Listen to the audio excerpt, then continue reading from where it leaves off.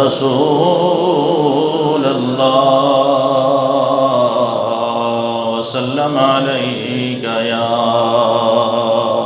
حبیب الصلاة والسلام علیک یا رسول اللہ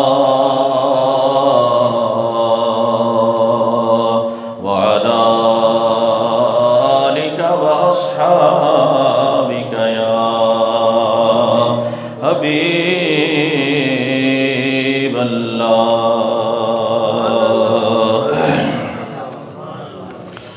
یا محمد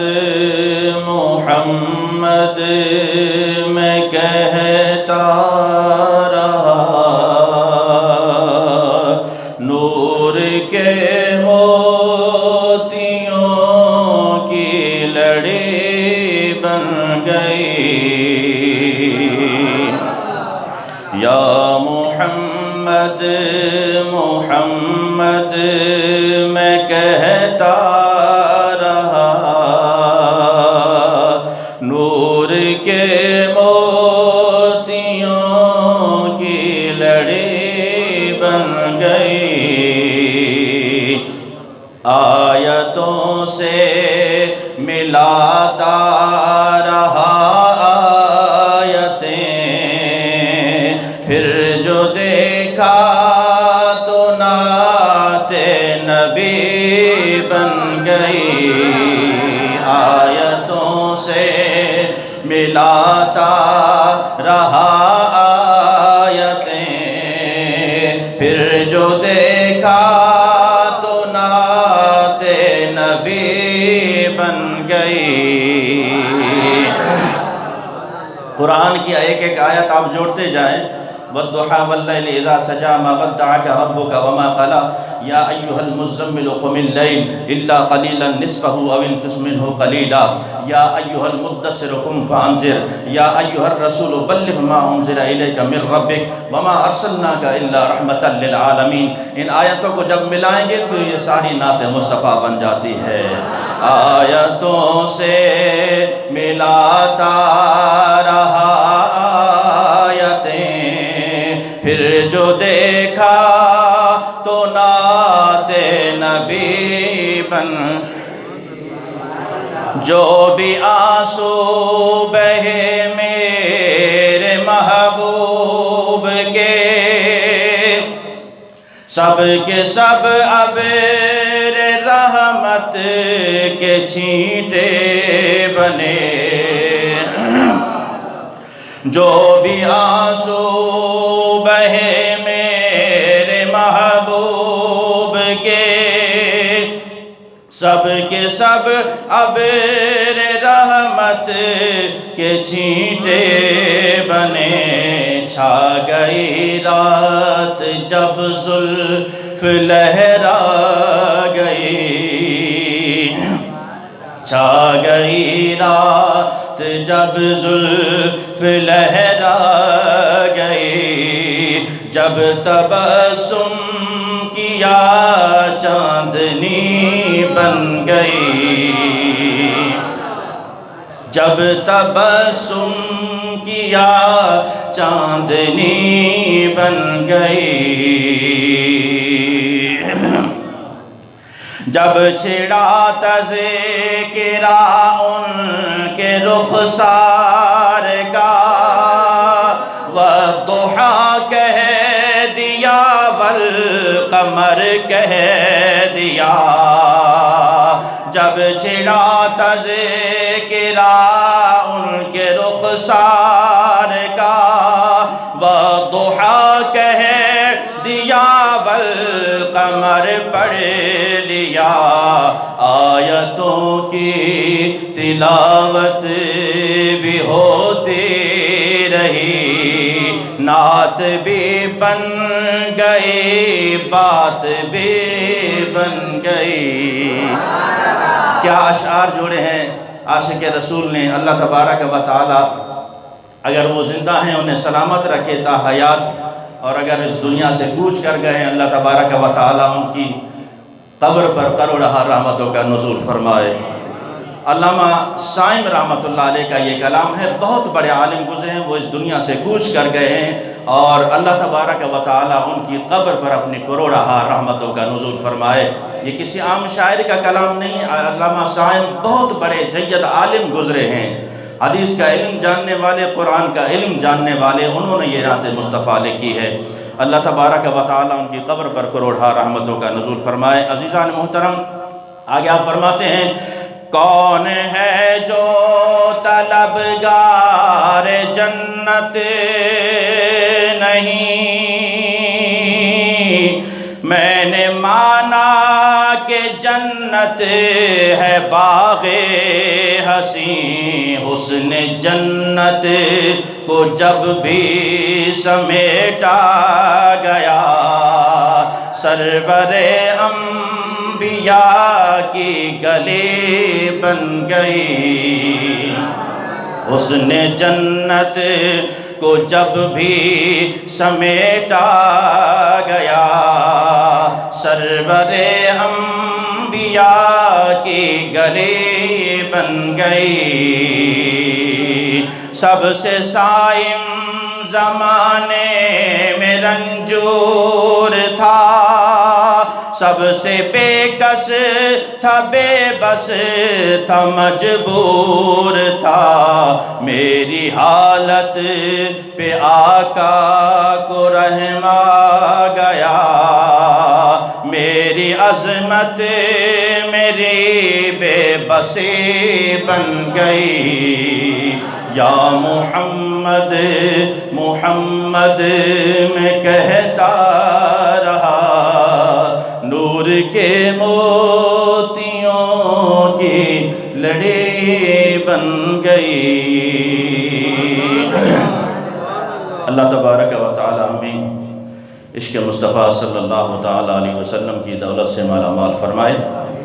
عزیزان محترم، آج کے اس مختصر سے وقت میں حضور اکرم رحمت عالم نور مجسم صلی اللہ تعالیٰ علیہ وسلم کی نرم لہجے مبارک، آپ کے گفتگو کے میٹھے انداز کے حوالے سے آج گفتگو کرنی ہے۔ اللہ تبارک و تعالیٰ میں حضور صلی اللہ تعالیٰ علیہ وسلم کی سیرت طیبہ پر عمل کرنے کی توفیق عطا فرمائے۔ آپ حضور صلی اللہ تعالیٰ علیہ وسلم کی سیرت طیبہ اٹھا کر دیکھیں، آپ کے چلنے کا انداز، آپ کے اٹھنے کا انداز، آپ کے بیٹھنے کا انداز، آپ کے گفتگو کا انداز، خدا کی قسم دل کرتا ہے بندہ پڑھتا پڑھتا ساری رات گزر جائے، لیکن حضور اکرم صلی اللہ تعالیٰ علیہ وسلم کے ایک ایک انداز پہ قربان جاؤں۔ آپ ہمیں اگر جو تعلیمات دے کر گئے ہیں، کاش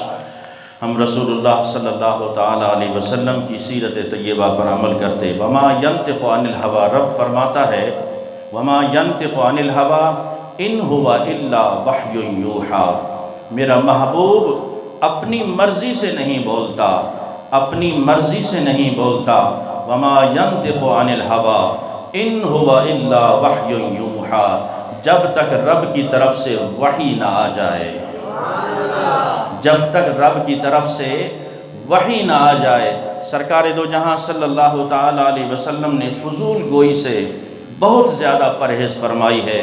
آپ صلی اللہ تعالیٰ علیہ وسلم جب بھی بولتے، آپ کے دہن اقدس سے پھول جھڑا کرتے تھے، لب پھول، دہن پھول، بدن پھول، زکن پھول، سرتاب قدم، سلطان زمن پھول، سر پھول، دہن پھول،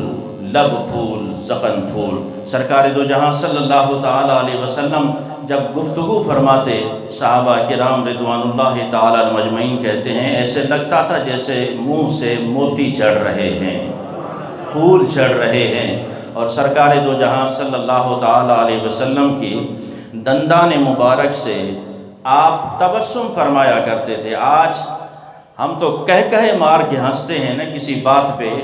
لیکن سرکار دو جہاں صلی اللہ تعالیٰ علیہ وسلم نے ساری زندگی کہا کبھی نہیں لگایا۔ میرے آقا علیہ السلام نے ساری زندگی کہہ مار کے آپ کبھی نہیں ہنسے، آپ جب بھی ہنسے ہیں تو تبسم فرمایا ہے۔ تبسم یہ ہوتا تھا کہ آپ کے لب مبارک کھلتے تھے، لب مبارک کھلتے تھے، اور جب آپ زیادہ تبسم فرماتے سرکار دو جہاں صلی اللہ تعالیٰ علیہ وسلم کے دندان مبارک سے وہ نور کی شعائیں نکلتی، صحابہ کہتے ہیں ایسا معلوم ہوتا کہ جیسے بجلی ہے چمک کے نکل رہی ہے، یا بارش میں جب اولے برس رہے ہوں تو سفید سفید جو اولے ہوتے ہیں، اس طرح حضور صلی اللہ تعالیٰ علیہ وسلم کے دہن مبارک سے نور کی شعائیں نکلا کرتی تھی، سفیدی نکلا کرتی تھی، نور نکلا کرتا تھا۔ جن کے دہن اقدس سے اتنا نور نکلتا ہو، پھر کون کہتا ہے کہ سرکار نور ہیں کہ بشر ہیں؟ جب سرکار دو جہاں صلی اللہ تعالیٰ علیہ وسلم کو اللہ تبارک و تعالیٰ نے دہن اقدس میں، ام المومنین حضرت عائشہ الصدیقہ رضی اللہ تعالیٰ عنہ، تمام مومنوں کی ماں، آپ فرماتی ہیں ایک مرتبہ میں کام کر رہی تھی، کپڑا سی رہی تھی، سوئی سے کام کر رہی تھی کہ اندھیرے کا ٹائم تھا، میرے ہاتھوں سے سوئی گر گئی، میرے ہاتھوں سے سوئی گر گئی۔ اب میں اس سوئی کی تلاش میں زمین پر ہاتھ مار کے ٹٹولنے لگی کہ کیونکہ اندھیرا تھا، نظر نہیں آ رہا تھا، سوئی بہت باریک ہوتی ہے، میں نے زمین کو ایسے ہاتھ سے جب ٹٹولنے لگی، اتنے میں سرکار دو جہاں صلی اللہ تعالیٰ علیہ وسلم تشریف لے آئے۔ کہیں کہ سبحان اللہ، حضور اکرم صلی اللہ تعالیٰ علیہ وسلم کی آمد ہو گئی۔ میرے اس انداز کو دیکھ کر سرکار دو جہاں صلی اللہ تعالیٰ علیہ وسلم نے مسکراتے ہوئے ارشاد فرمایا، عائشہ کیا تلاش کر رہی ہو؟ عائشہ کیا تلاش کر رہی ہو؟ ام المومنین حضرت عائشہ الصدیقہ رضی اللہ تعالیٰ عنہ کہتی ہیں، جیسے ہی سرکار دو جہاں صلی اللہ تعالیٰ علیہ وسلم مسکرائے، آپ کے دندان مبارک سے وہ نور کی شعائیں نکلی کہ پورا کمرہ روشن ہو گیا، پورا کمرہ روشن ہو گیا، اور اس روشنی میں ام المومنین حضرت عائشہ الصدیقہ رضی اللہ تعالیٰ عنہ فرماتی ہیں، میں نے وہ سوئی دیکھ لی، زمین پر جو مل نہیں رہی تھی، میں نے وہ سوئی اٹھا لی۔ یہ ہے سرکار دو جہاں صلی اللہ تعالیٰ علیہ وسلم کی دہن اقدس، جناب سیدنا حضرت صدیق اکبر رضی اللہ تعالیٰ عنہ، آپ فرماتے ہیں کہ میں نے یا رسول اللہ صلی اللہ تعالیٰ علیہ وسلم سارا عرب میں گھوما ہوں، سارا عرب میں گھوما ہوں، لیکن آپ جیسا فصیح و بلیغ، آپ جیسا نرم گفتگو کرنے والا میں نے کسی اور کو نہیں پایا۔ حضرت صدیق اکبر رضی اللہ تعالیٰ عنہ وہ ذات بابرکات ہیں جو سفر میں بھی آپ کے ساتھ ہیں، حضر میں بھی آپ کے ساتھ ہیں، آج قبر انور میں بھی آپ کے ساتھ ہیں، غار ثور میں بھی جناب صدیق اکبر رضی اللہ تعالیٰ عنہ حضور صلی اللہ تعالیٰ علیہ وسلم کے ساتھ رہے۔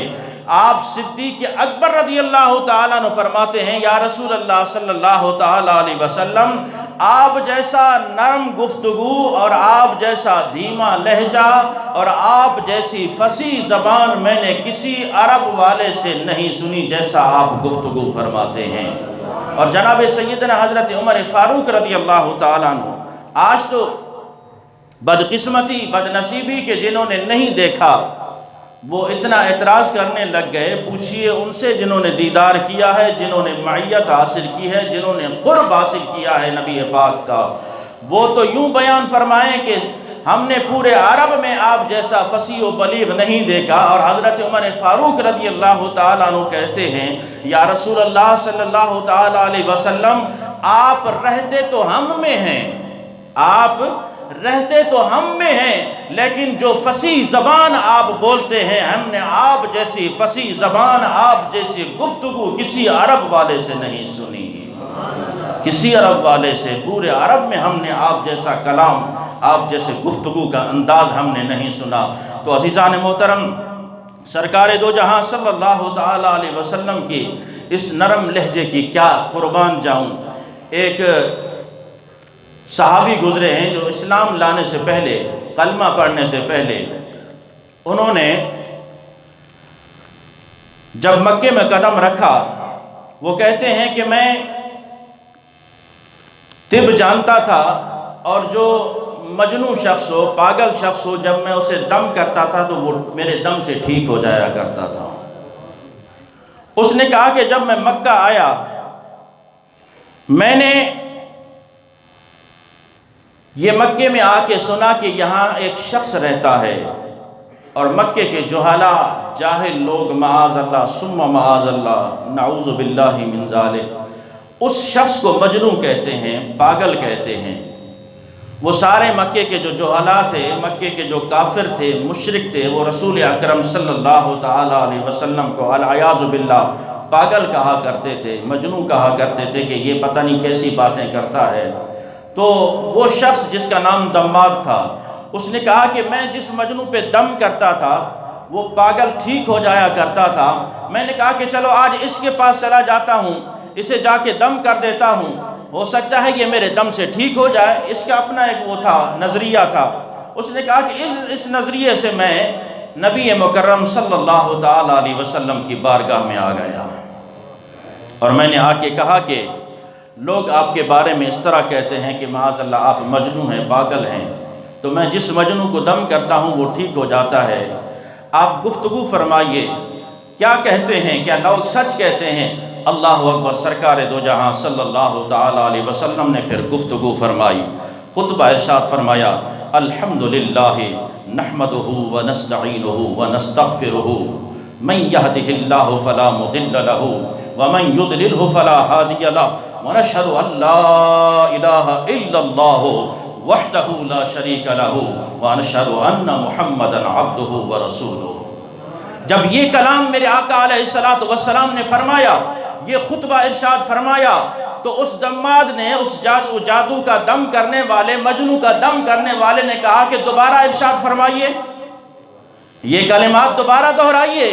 اللہ اکبر۔ پھر میرے آقا علیہ السلام نے اس انداز سے دہرائے۔ آپ کی گفتگو کا انداز اتنا نرم اور اتنا میٹھا لہجہ ہوتا تھا، اس میٹھے لہجے کی فصاحت اور بلاغت یہ بتاتی تھی، الحمدللہ نحمدہ ونستعینہ ونستغفرہ ونؤمن بہ ونتوکل علیہ ونعوذ باللہ من شرور انفسنا ومن سیئات اعمالنا من یہدہ اللہ فلا مضل لہ ومن یضللہ فلا ہادی لہ ونشہد ان لا الہ الا اللہ وحدہ لا شریک لہ ونشہد ان محمدا عبدہ ورسولہ۔ پھر دماد نے کہا کہ تیسری مرتبہ ارشاد فرمائیے۔ جب تیسری مرتبہ میرے آقا علیہ السلام نے کلمات دہرائے، رو کے کہتا ہے کہ حضور میں نے غلط سنا ہے،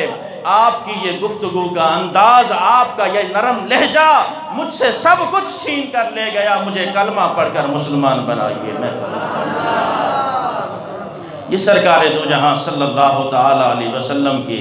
گفتگو، آپ کے لب مبارک ہلنے کی دیر ہوتی تھی۔ حضرت ابو ہریرہ کہتے ہیں کہ میری ماں، میں تو مسلمان ہو گیا تھا لیکن وہ کافرہ تھی، مشرکہ تھی، اس نے ابھی کلمہ نہیں پڑھا تھا۔ ایک مرتبہ میں نے اسلام کی دعوت پیش کی،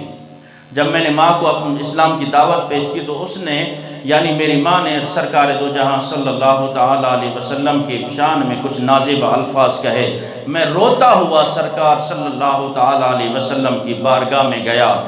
اور مجھے جب روتا ہوا سرکار نے دیکھا، فرمایا کہ کیا ہوا، کیوں رو رہے ہو ابو ہریرہ؟ عرض کی یا رسول اللہ صلی اللہ تعالی علیہ وسلم، میں تو اللہ کے فضل و کرم سے کلمہ پڑھ کے مسلمان ہو گیا، آپ کا غلام ہو گیا، لیکن میری ماں کافرہ ہے۔ آج جب میں نے اس کو اسلام کی دعوت پیش کی، اس نے کچھ نازیبہ الفاظ کہے ہیں، ڈرتا ہوں کل قیامت میں اللہ کے فضل سے میں جنت چلا گیا اور ماں اگر جہنم میں چلی گئی تو میں کیا منہ دکھاؤں گا؟ یا رسول اللہ صلی اللہ تعالی علیہ وسلم دعا فرمائیے، اللہ تبارک و تعالی میری ماں کو مسلمان فرما دے۔ عزیزان محترم، یہاں سرکار دو جہاں صلی اللہ تعالی علیہ وسلم نے پھر دعا کے لیے ہاتھ اٹھا دیے۔